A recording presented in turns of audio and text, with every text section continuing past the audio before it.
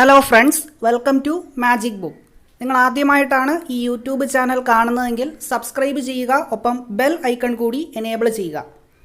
ഇന്ന് നമ്മൾ ചർച്ച ചെയ്യാൻ പോകുന്നത് വരാൻ പോകുന്ന 10th ലെവൽ പ്രിലിമിനറി എക്സാമിൻ്റെ സിലബസിൽ പറഞ്ഞേക്കുന്നൊരു ടോപ്പിക്കാണ് മൗലിക കടമകൾ.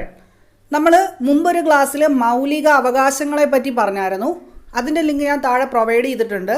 ഇന്ന് മൗലിക കടമകളാണ്. മൗലിക കടമകളെ നമ്മൾ ഫണ്ടമെൻ്റൽ ഡ്യൂട്ടീസ് എന്ന് പറയും. അപ്പോൾ ഇത് ഇന്ത്യൻ കോൺസ്റ്റിറ്റ്യൂഷനിൽ വരുന്ന ഒരു ടോപ്പിക്കാണ്. അപ്പോൾ നമുക്ക് ചോദ്യങ്ങളിലേക്ക് വരാം. ഫസ്റ്റ് ക്വസ്റ്റ്യൻ, ഭരണഘടനയുടെ ഏത് ആർട്ടിക്കിളിലാണ് മൗലിക കടമകൾ ഉൾപ്പെടുത്തിയിരിക്കുന്നത്?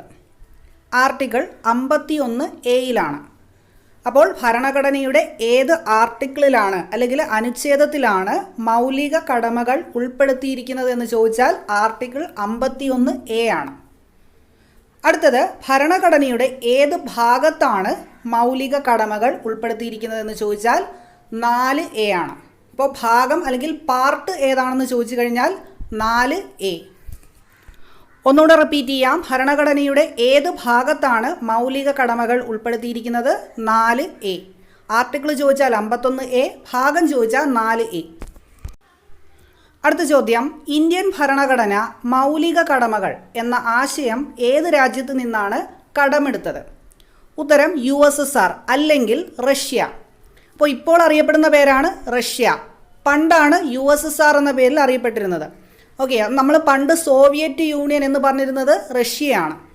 അടുത്ത ചോദ്യം, ഇന്ത്യൻ ഭരണഘടനയിൽ മൗലിക കടമകൾ ഉൾപ്പെടുത്തിയ വർഷം 1976 ആണ്. ഇന്ത്യൻ ഭരണഘടനയിൽ മൗലിക കടമകൾ ഉൾപ്പെടുത്തിയ വർഷം 1976. എത്രാമത്തെ ഭേദഗതി പ്രകാരമാണ് മൗലിക കടമകൾ ഇന്ത്യൻ ഭരണഘടനയിൽ ഉൾപ്പെടുത്തിയത്? 42ാം ഭേദഗതി. അപ്പോൾ 1976 ഈ 42ാമത്തെ ഭേദഗതി. അപ്പോൾ നമ്മൾ മിനി കോൺസ്റ്റിറ്റ്യൂഷൻ എന്നൊക്കെ പറയുന്നത് ഈ 42ാമത്തെ ഭേദഗതിയാണ്. അപ്പോൾ എത്രാമത്തെ ഭേദഗതി പ്രകാരമാണ് മൗലിക കടമകൾ ഇന്ത്യൻ ഭരണഘടനയിൽ ഉൾപ്പെടുത്തിയതെന്ന് ചോദിച്ചാൽ 42ാം ഭേദഗതി പ്രകാരമാണ്. അടുത്ത ചോദ്യം, മൗലിക കടമകൾ പ്രാബല്യത്തിൽ വരുന്നത് 1977 ജനുവരി 3 അപ്പോൾ ഒരു വർഷം ശേഷമാണ് ഇത് പ്രാബല്യത്തിൽ വരുന്നത്. എന്ത്? മൗലിക കടമകൾ. മൗലിക കടമകൾ പ്രാബല്യത്തിൽ വരുന്നത് 1977 ജനുവരി 3 അടുത്ത ചോദ്യം, മൗലിക കടമകൾ ഇന്ത്യൻ ഭരണഘടനയിൽ കൂട്ടിച്ചേർക്കണമെന്ന് ശുപാർശ ചെയ്ത കമ്മിറ്റി സ്വരൺ സിംഗ് കമ്മിറ്റിയാണ്. മൗലിക കടമകൾ ഇന്ത്യൻ ഭരണഘടനയിൽ കൂട്ടിച്ചേർക്കണമെന്ന് ശുപാർശ ചെയ്ത കമ്മിറ്റിയാണ് സ്വരൺ സിംഗ് കമ്മിറ്റി. അടുത്ത ചോദ്യം, മൗലിക കടമകൾ ഇന്ത്യൻ ഭരണഘടനയിൽ കൂട്ടിച്ചേർക്കുന്ന സമയത്തെ പ്രധാനമന്ത്രി ഇന്ദിരാഗാന്ധിയാണ്. അപ്പോൾ ആ സമയത്തെ രാഷ്ട്രപതി ആരാണെന്ന് ചോദിച്ചാൽ ഫക്രുദ്ദീൻ അലി അഹമ്മദാണ്.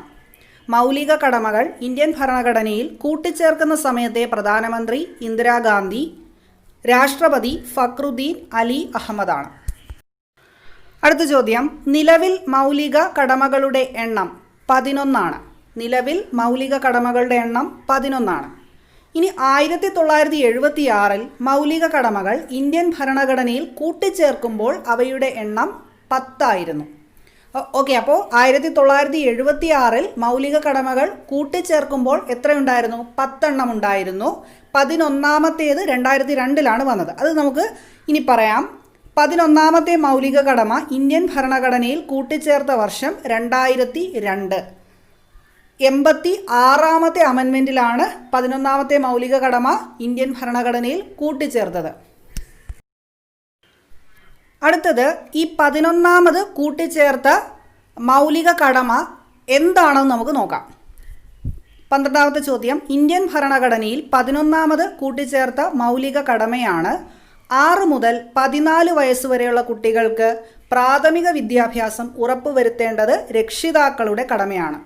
ഒന്നുകൂടെ റിപ്പീറ്റ് ചെയ്യാം. 6 മുതൽ 14 വയസ്സ് വരെയുള്ള കുട്ടികൾക്ക് പ്രാഥമിക വിദ്യാഭ്യാസം ഉറപ്പുവരുത്തേണ്ടത് രക്ഷിതാക്കളുടെ കടമയാണ്. അടുത്തത് നമുക്ക് 11 മൗലിക കടമകൾ എന്തൊക്കെയാണെന്ന് നോക്കാം. കാരണം സിലബസിൽ വ്യക്തമായിട്ട് മൗലിക കടമകൾ എന്ന് പറയുന്നുണ്ട്. അപ്പോൾ എക്സാമിന് 4 ഓപ്ഷൻ തന്നിട്ട് ഏതാണ് മൗലിക കടമ എന്ന് വേണമെങ്കിൽ ചോദിക്കാം. അപ്പോൾ നമുക്ക് ഓരോ മൗലിക കടമയിലേക്കും വരാം. 51A അതാണ് ആദ്യത്തെ മൗലിക കടമ. ഭരണഘടനയെ അനുസരിക്കുകയും അതിൻ്റെ ആദർശങ്ങളെയും സ്ഥാപനങ്ങളെയും ദേശീയ പതാകയെയും ദേശീയ ഗാനത്തെയും ആദരിക്കുക. ഓക്കെ, അപ്പോൾ എന്താണ് ആ ഐഡിയോളജി, അതുപോലെ തന്നെ ഭരണഘടനയിൽ പറഞ്ഞിരിക്കുന്ന സ്ഥാപനങ്ങൾ, പിന്നെ ദേശീയ പതാക, ദേശീയ ഗാനം, ഇവയൊക്കെ എന്ത് ചെയ്യുക? റെസ്പെക്റ്റ് ചെയ്യുക. രണ്ടാമത് 51AB സ്വാതന്ത്ര്യ സമരത്തിന് ഉത്തേജനം പകർന്ന ഉന്നത ആദർശങ്ങളെ പിന്തുടരുക. സ്വാതന്ത്ര്യ സമരത്തിന് ഉത്തേജനം പകർന്ന ഉന്നത ആദർശങ്ങളെ പിന്തുടരുക. അടുത്തത് മൂന്നാമത്തെ മൗലിക കടമയിലേക്ക് വരാം. 51AC ഇന്ത്യയുടെ പരമാധികാരവും ഐക്യവും അഖണ്ഡതയും കാത്തു സൂക്ഷിക്കുക. ഇന്ത്യയുടെ പരമാധികാരവും ഐക്യവും അഖണ്ഡതയും കാത്തു സൂക്ഷിക്കുക. 51AD രാജ്യരക്ഷാ പ്രവർത്തനത്തിനും രാജ്യസേവനത്തിനും തയ്യാറാവുക. രാജ്യരക്ഷാ പ്രവർത്തനത്തിനും രാഷ്ട്ര സേവനത്തിനും തയ്യാറാവുക. 51AE മതം, ഭാഷ, പ്രദേശം, വിഭാഗം എന്നിവയ്ക്ക് അതീതമായി എല്ലാവർക്കും ഇടയിൽ സാഹോദര്യം വളർത്താൻ ശ്രമിക്കുക. സ്ത്രീകളുടെ മാന്യതയെ ഹനിക്കുന്ന പ്രവൃത്തികൾ ഉപേക്ഷിക്കുക. മതം, ഭാഷ, പ്രദേശം, വിഭാഗം എന്നിവയ്ക്ക് അതീതമായി എല്ലാവർക്കും ഇടയിൽ സാഹോദര്യം വളർത്താൻ ശ്രമിക്കുക. സ്ത്രീകളുടെ മാന്യതയെ ഹനിക്കുന്ന പ്രവൃത്തികൾ ഉപേക്ഷിക്കുക.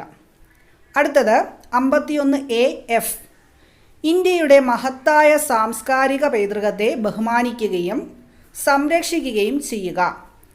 51AF ഇന്ത്യയുടെ മഹത്തായ സാംസ്കാരിക പൈതൃകത്തെ ബഹുമാനിക്കുകയും സംരക്ഷിക്കുകയും ചെയ്യുക. 51AG പരിസ്ഥിതി പ്രദേശങ്ങളായ വനങ്ങൾ, തടാകങ്ങൾ, പുഴകൾ, വന്യജീവി സങ്കേതങ്ങൾ എന്നിവയെ സംരക്ഷിക്കുകയും ജീവികളോട് അനുകമ്പ പുലർത്തുകയും ചെയ്യുക. പരിസ്ഥിതി പ്രദേശങ്ങളായ വനങ്ങൾ, തടാകങ്ങൾ, പുഴകൾ, വന്യജീവി സങ്കേതങ്ങൾ എന്നിവയെ സംരക്ഷിക്കുകയും ജീവികളോട് അനുകമ്പ പുലർത്തുകയും ചെയ്യുക. 51AH ശാസ്ത്രീയ വീക്ഷണം, മാനവികത, അന്വേഷണാത്മകത എന്നിവ വികസിപ്പിക്കുക. 51AH ശാസ്ത്രീയ വീക്ഷണം, മാനവികത, അന്വേഷണാത്മകത എന്നിവ വികസിപ്പിക്കുക. അടുത്തത് 9ാമത്തെ ഫണ്ടമെൻ്റൽ ഡ്യൂട്ടിയാണ് 51AI പൊതുസ്വത്ത് സംരക്ഷിക്കുകയും അക്രമം ഉപേക്ഷിക്കുകയും ചെയ്യുക. പൊതുസ്വത്ത് സംരക്ഷിക്കുകയും അക്രമം ഉപേക്ഷിക്കുകയും ചെയ്യുക. 51AJ എല്ലാ മണ്ഡലങ്ങളിലും മികവ് കാട്ടി ഔന്നത്യത്തിൻ്റെ പാതയിൽ മുന്നേറാൻ സഹായിക്കുക. എല്ലാ മണ്ഡലങ്ങളിലും മികവ് കാട്ടി ഔന്നത്യത്തിൻ്റെ പാതയിൽ മുന്നേറാൻ സഹായിക്കുക. 51AK 6 വയസ്സിനും 14 വയസ്സിനും ഇടയിലുള്ള തങ്ങളുടെ കുട്ടികൾക്ക് വിദ്യാഭ്യാസത്തിനുള്ള സാഹചര്യം ഒരുക്കുക. ഇതാണ് നമ്മൾ നേരത്തെ പറഞ്ഞത് 11ാമത് ഇൻക്ലൂഡ് ചെയ്ത ഫണ്ടമെൻ്റൽ ഡ്യൂട്ടി.